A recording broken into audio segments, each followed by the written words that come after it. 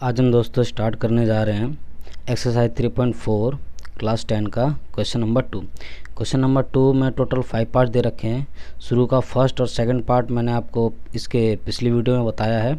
इस वीडियो में मैं आपको थर्ड पार्ट बताने जा रहा हूँ। थर्ड पार्ट क्या दे रखा है हमारा, the sum of the digit of a 2 digit number is 9, also 9 time this number is there the number obtained by reversing the order of the digit, find the numbers. कह रहा है कि कोई दो नंबर है, सपोज़ करो ये कोई दो नंबर है, मान लो 98 कोई नंबर है, ठीक। जो 98 नंबर जो राइट हैंड साइड पे जो पहला नंबर होता है ये वंस प्लेस होता है, इसका जो यूनिट प्लेस होता है वो वंस होता है। दूसरे नंबर पे टेंस, तीसरे पे 100, 1000, 10,000, इस तरह से चलता रहता है। या इसे हम हिंदी में बोलते हैं इकाई, दहाई, सैकड़ा, हज़ार, 10,000, इस तरह से बोलते हैं। तो देखिए जो पहला नंबर है ये तो 8 है ही, ये जो पहला नंबर है ये तो 8 है।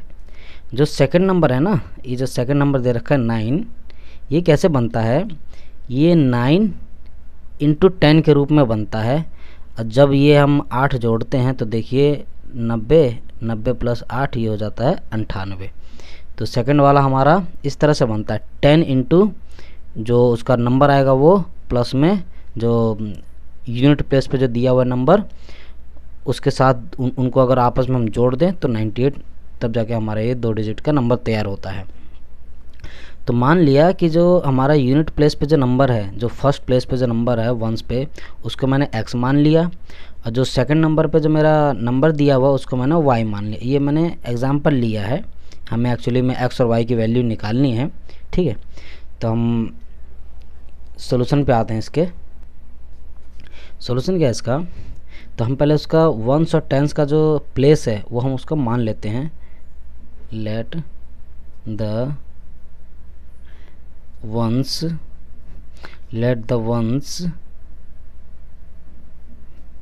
Place be x. मान लिया कि उसके वंस पे एक्स है और उसके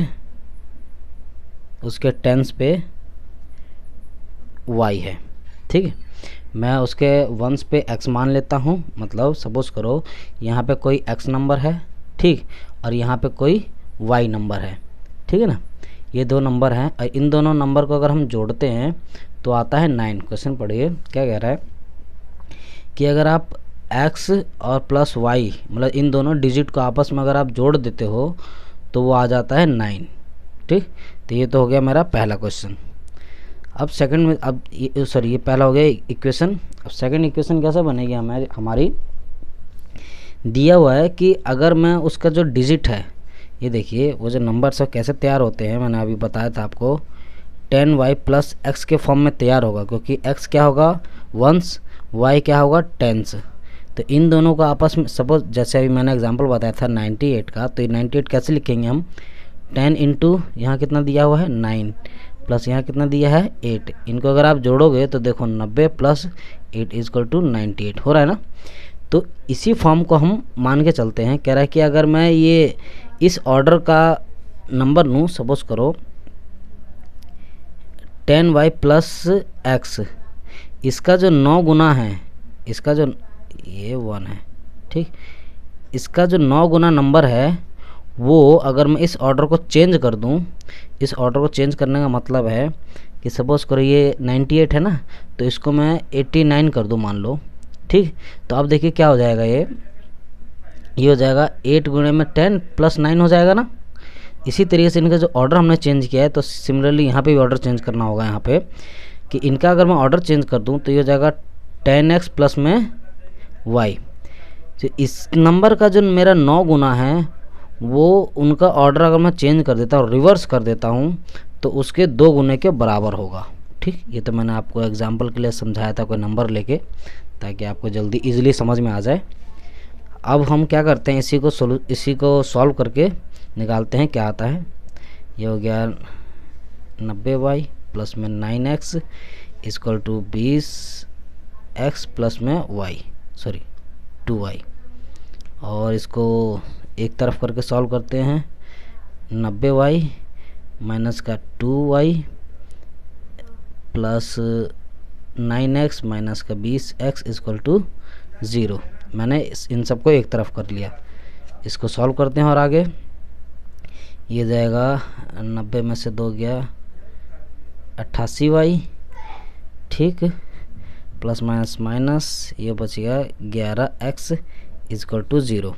इन दोनों में से कॉमन क्या आ सकता है 11, तो यहाँ बच गया मेरे पास 8y minus x equal to 0। जब ये 11 इधर दूसरी तरफ जाएगा तो इसके डिवाइड में हो जाएगा 0/11, तो पूरी वैल्यू 0 हो जाएगी। तो मैं इसको 8y minus x equal to 0, ये आ गई मेरी सेकंड इक्वेशन, ठीक। फर्स्ट इक्वेशन भी मैं इसी के नीचे लिख देता हूँ, x प्लस वाई, देखो x प्लस वाई, बट यहाँ पे इस ऑर्डर में दे रखा है, तो मैं क्या करता हूँ प्लस x यहाँ कर देता हूँ और y यहाँ कर देता हूँ। बात देखिए, आप मान लो सपोज करो 2 + 5 दे रखा है, अब 2 + 5 फिर भी 7 ही आएगा, और 5 + 2 करोगे तो भी 7 ही आएगा। अगर मैं इनको आगे पीछे कर दूँ तो कोई फ़र्क तो पड़ नहीं रहा, क्योंकि पॉजिटिव का निशान दिया हुआ है, प्लस का निशान दिया हुआ है। तो इसको मैं इस रूप में लिखूँ, जो हमारी फर्स्ट इक्वेशन दी है ना, इसको y + x मैंने यहाँ कर दिया ताकि ये इसके ऑर्डर के बिल्कुल बराबर रहे। अब बराबर दे रखा है 9।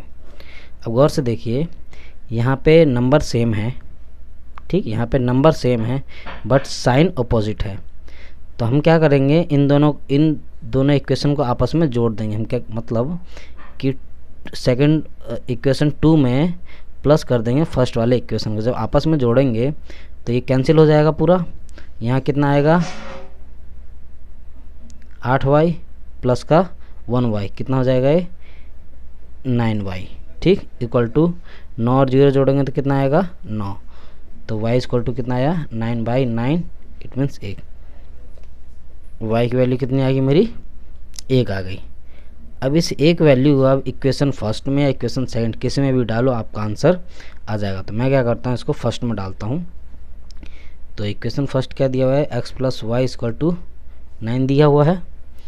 तो x की जगह निकालना हमें, y कितना है 1 बराबर 9, तो x बराबर में 9 - 1, 1 इधर जाएगा तो माइनस में हो जाएगा, तो x बराबर 8। अब गौर से देखो, कोई 2 डिजिट का नंबर है x और y के रूप में, इट मीन्स ये नंबर कैसे होगा 10y + x के रूप में, मैंने अभी बताया था आपको। तो x की जगह पे तो मेरा आया है 8, ठीक, और y की जगह पे आया है मेरा 1, तो गुणे में 10, तो कितना हो गया है 10 + में 8 = 18, ठीक। तो 18 मेरा आंसर है, क्योंकि इन दोनों को अगर आपस में जोड़ोगे तो देखो 8 और 1 कितना होता है 9, जो कि पहला इक्वेशन हमारा क्या कर रहा है सेटिस्फाई कर रहा है। x + y = कितना है 9, समझ रहे हो। तो ये हमारा आंसर हो गया दोस्तों। अब हम दोस्तों क्वेश्चन 2 का नेक्स्ट क्वेश्चन करेंगे, फोर्थ पार्ट। क्या दिया है, Meena went to the bank to withdraw 2000 rupees. Meena bank जाती है 2000 रुपये निकालने के लिए। She asked the cashier to give her 50 rupees and 100 rupees note only. वो कैशियर को बोलती है कि मुझे सिर्फ 50 और 100 के नोट ही चाहिए। Meena got 25 notes in all. Meena को टोटल मतलब 100 और 50 दोनों के नोट मिला करके उसे टोटल 25 नोट मिलते हैं, और उसे टोटल निकालने 2000 रुपये हैं, ठीक। तो find how many notes of 50 rupees and 100 rupees she receive. तो हमें ये फाइंड करना है कि 50 रुपये का नोट उसे कितने मिले और 100 रुपये का नोट उसे कितने मिले। ये सोल्यूशन देखते हैं इसका। हम सोल्यूशन है, हमें यही नहीं पता कि उसने 50 रुपये का नोट कितने हैं और 100 रुपये का नोट कितने हैं, तो हम इसी को लेट कर लेते हैं। लेट द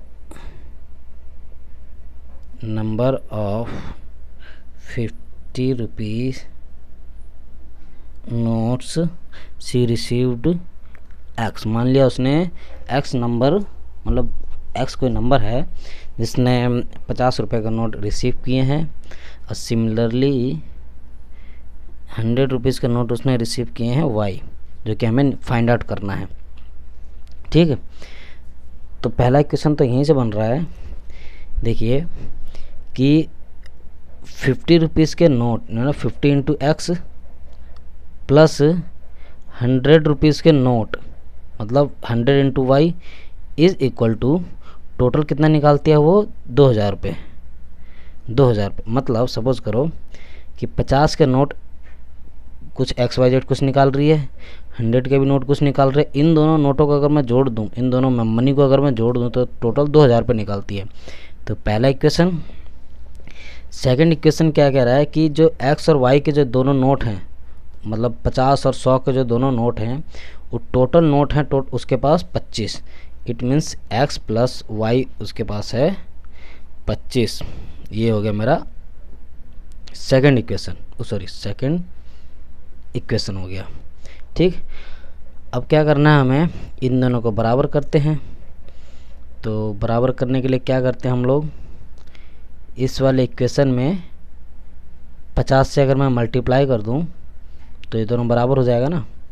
तो इस वाले इक्वेशन में 50 से मल्टीप्लाई कर देता हूँ। इसको तो मैं कैसे लिख सकता हूँ, ये हो जाएगा मेरा 50x प्लस में 50y, और 50 को इससे करूँगा तो 1250। ठीक, इसको मैं थर्ड इक्वेशन मान लेता हूँ। फर्स्ट वाले को इसी के नीचे डाल देते हैं हम। तो 50x प्लस में 100y इक्वल टू 2000। ओके, अब इसी को सब्सट्रैक्ट कर देते हैं। ये कट गया आपस में। हमने यहाँ पे 50 से मल्टीप्लाई इसीलिए किया ताकि ऊपर वाली वैल्यू के बराबर आ जाए। ये x हमारा आ गया ना बराबर, यहाँ देखिए बराबर आ गया, क्योंकि हमें एलिमिनेट करना है। प्लस माइनस माइनस, तो माइनस का 50y plus minus minus, minus का कितना बचेगा 750, माइनस से माइनस कट गया तो y equal to 750 divided by 50। 100 ये कट गया मेरे पास 15 बार में। तो y बराबर कितना आ गया मेरा 15 आ गया। इस y की वैल्यू क्या करेंगे हम, इक्वेशन किसी में डाल लो, 1 में डाल लो, 2 में डाल लो। तो 2 ज़्यादा इजी लग रहा है तो मैं 2 में डाल लेता हूँ। तो इक्वेशन 2 क्या है मेरे पास, x plus Y equal to 25।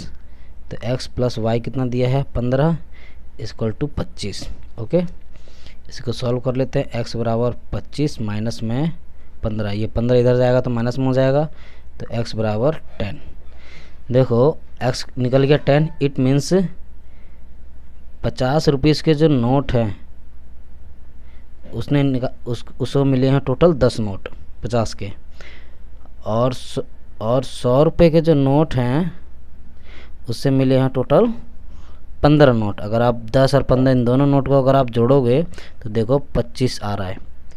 ठीक है, और इन दोनों नोट का अगर आप मनी में जोड़ोगे, देखो 50 नोट हमें मिले हैं इसके क्या कहते हैं 50 रुपये के नोट हमें मिले हैं 10।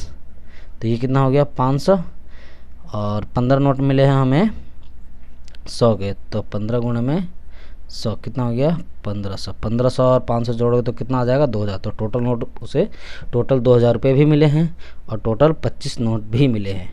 तो आंसर आ गया हमारा। अब बढ़ते हम लोग इसके नेक्स्ट क्वेश्चन की तरफ।